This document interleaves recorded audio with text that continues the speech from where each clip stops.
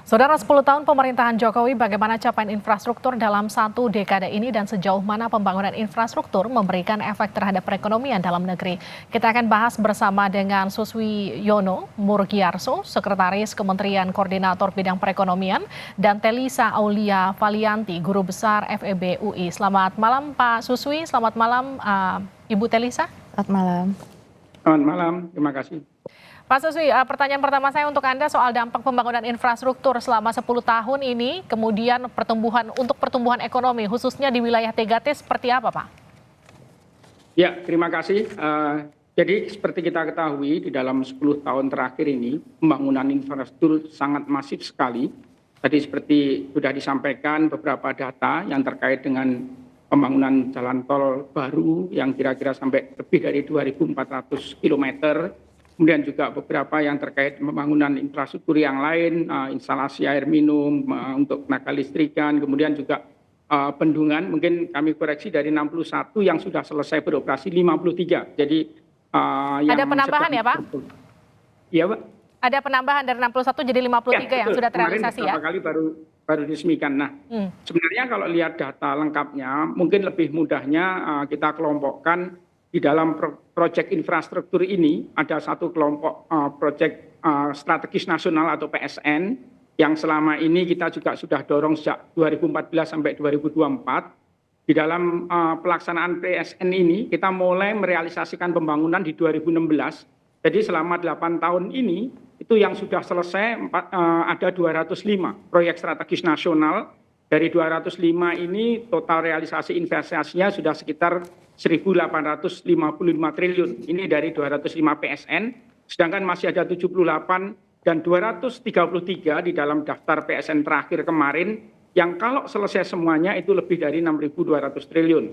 Kemudian kalau kita clustering, tadi sudah disampaikan Bapak Presiden menyampaikan ada yang terkait dengan konektivitas, aksesibilitas, itu kira-kira bandara, pelabuhan ada 11 pelabuhan dan 50 bandara baru, ada 7 proyek kereta api baru dan sebagainya. Kemudian yang terkait dengan ketahanan energi, mulai dari pembangkit listrik, kalau kita total sudah 21,7 gigawatt. Demikian juga yang terkait dengan kedaulatan pangan, ada 53 bendungan yang koreksi dari 44 tadi. Ketiga food estate, ada jaringan irigasi. Demikian juga yang terkait dengan klaster hilirisasi industri. Kalau kita lihat terutama dari kawasan-kawasan strategis. Nah, dari KEK sendiri, KEK itu sudah mulai di 2014, waktu itu sampai hari ini sudah ada 22 kawasan ekonomi khusus. Dan kalau kita lihat ini tersebarnya juga 15 berada di luar Jawa, jadi mendorong ekonomi inklusif. Demikian juga dari sisi investasinya, KEK itu sudah mencapai 205,2 triliun. Nah, capaian tenaga kerjanya tambahannya pun sudah 132.000 tenaga kerja. Tadi kalau bicara mengenai daerah 3T yang terluar, kita lihat dari beberapa PSN, misalkan pembangunan 15 PLBN, pos lintas batas negara kita, 15 kita bangun selama 10 tahun ini gitu. Itu sudah betul-betul mendorong perekonomian di daerah-daerah perbatasan. Sebagai contoh misalkan di Skautung, di Jayapura, di Irian, demikian juga di Matoain di perbatasan dengan Timor Leste. Nah, kalau kita lihat pembangunan infrastruktur yang masif ini, saya kira baik dari sisi nilai maupun dampak ekonominya sangat besar sekali mewarnai pertumbuhan ekonomi kita selama satu dekade ini. Pak Suswi, gini, kalau tadi kita melihat dari pembangunan infrastruktur selama 10 tahun pemerintahan Pak Jokowi secara masif dengan budget yang sangat besar, kemudian harapannya semua sesuai target.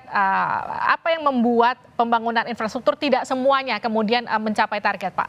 Kendalanya apa? Ya, sebenarnya kalau kita lihat dari proyek strategis nasional, ini setiap saat kita rubah dengan Kepres maupun dengan Permenko, di mana daftar PSN ini selalu bertambah, yang kita keluarkan yang sudah selesai. Nah, tadi sebagai catatan dari 283 proyek itu yang betul-betul sudah beroperasi 205. Sisanya yang 78 sedang berproses, Mbak. Ada yang beroperasi sebagian, ada yang sudah konstruksi, ada yang baru selesai pembiayaan, karena ini kan proyek multi years. Kemudian di dalam penyelesaiannya pun, proyek-proyek ini ada yang memang masuk saat PSN masuk, mereka sudah melakukan berbagai sampai dengan operasi, namun ada proyek yang ada pengembangan, sudah beroperasi selesai pun ada pengembangan. Jadi kalau dari sisi jumlah, relatif sebenarnya hampir semuanya selesai sebagian besar dan beberapa juga sedang berproses. Jadi artinya bukan yang tidak sesuai target, tapi masih dalam proses begitu ya Pak? Artinya barangnya tetap dikerjakan begitu, sesuai dengan target yang sudah ditetapkan begitu ya? Betul, kita melakukan evaluasi secara reguler terkait dengan PSN, Proyek Strategis Nasional ini, dan kita juga melaporkan secara reguler. Jadi dari catatan terakhir, listnya ada 233 proyek, itu ada yang selesai sampai akhir tahun ini, ada yang beyond 2024. Baik. Jadi semuanya masih dalam proses. Saya ke Bu Telisa ya. Bu Telisa, kalau kita bicara soal capaian infrastruktur di era Pak Jokowi, sejauh mana kemudian ini berpengaruh pada pertumbuhan ekonomi satu dekade ini? Ya, tentunya infrastruktur itu kan multiplier efeknya cukup besar ya. Jadi kalau kita lihat berdasarkan hasil riset ya, beberapa kajian menunjukkan bahwa multiplier efek dari sektor infrastruktur itu mendekati angka 2. Jadi kalau kita mengeluarkan uang 1 triliun, itu untuk pertumbuhan ekonomi itu bisa create maksimum 2 triliun ya. Walaupun di average sekitar 1,6 triliun. Impact-nya ya, lebih perputaran ekonomi yang bisa ditimbulkan. Nah, berarti kan cukup besar ya. Dan kemudian yang kedua, karakteristik infrastruktur di Indonesia itu juga biasanya padat karya. Tadi disampaikan oleh Pak Susi terkait dengan penyerapan lapangan kerja. Jadi banyak program-program prioritas strategis nasional ini itu untuk menyerap lapangan kerja juga. Dan yang ketiga, itu biasanya juga kita kan sekarang sedang mendorong TKDN ya. Jadi pemerintah sendiri kan memang sudah mendorong agar pembangunan infrastruktur itu menggunakan produk-produk lokal juga gitu. Nah, itu juga artinya mendrive dari sisi produksi domestik ya. Misalkan dari industri semennya, kemudian industri transportasinya dan seterusnya. Nah, itu didorong untuk dari ekonomi domestik juga gitu. Ya walaupun nggak bisa 100% ya, tetapi setidaknya kita terus mendorong penggunaan domestik. Nah, itu tentu sangat berdampak ya. Dan kita sendiri sebagai masyarakat merasakan efisiensi kegiatan kita dengan infrastruktur. Dan tadi mungkin banyak disampaikan infrastruktur tuh fisik ya. Tetapi sebetulnya infrastruktur juga yang kalau dilihat itu telekomunikasi, jangan lupa. Ini kan kita di era ekonomi digital. Bagaimana kita masih bisa survive di era COVID dengan adanya internet, dengan adanya meningkatnya kecepatan ya. Jadi saya juga mau menyorot tadi di era Pak Jokowi ini meningkat dari tadinya 2014 itu kecepatan internet kita 2,5 Mbps. Itu kemudian bisa menjadi 25 Mbps. Itu naik 10 kali lipat. Nah, dengan itu terus ada 4G, 5G gitu kan. Itu berkembang banget. Kita sangat mudah sekarang untuk melakukan komunikasi, konektivitas. Nah, bayangkan kita sehari aja internet mati, itu kan pasti berpengaruh ke produktivitas kita. Apalagi ekonomi sekarang banyak yang dengan platform-platform, aplikasi-aplikasi ya, hidup kita penuh dengan aplikasi nih kalau kita rasakan dan sangat membantu dari perekonomian kita. Jadi itu aja yang kita rasakan. Jadi kalau menurut saya bukan suatu hal yang sulit apabila kita melihat indikator ini dan kita bisa memberikan apresiasi. Pak Jokowi mungkin bisa kita kasih semacam legacy ya, bahwa beliau adalah sebagai Bapak Infrastruktur Indonesia ya. Artinya gini, pembangunan infrastruktur secara masif di era Jokowi ini menjadi salah satu faktor pendukung besar kenapa pertumbuhan ekonomi kita ada di tren angka positif begitu.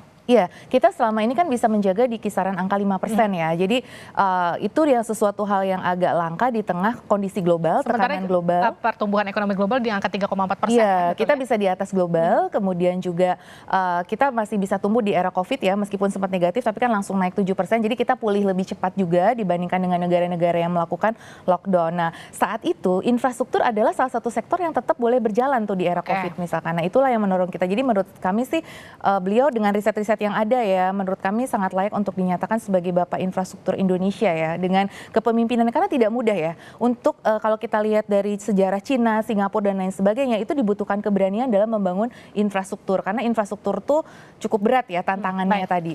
Lalu bagaimana kalau kita bicara soal dampak jangka panjang dari pembangunan infrastruktur di era Pak Jokowi nanti, khususnya bagi wilayah-wilayah 3T itu, seperti apa kemudian nanti dampak jangka panjangnya untuk masyarakat yang ada di sana? Tapi nanti dijawabnya usai jeda, kita akan kembali usai jeda di Sapa Indonesia Malam.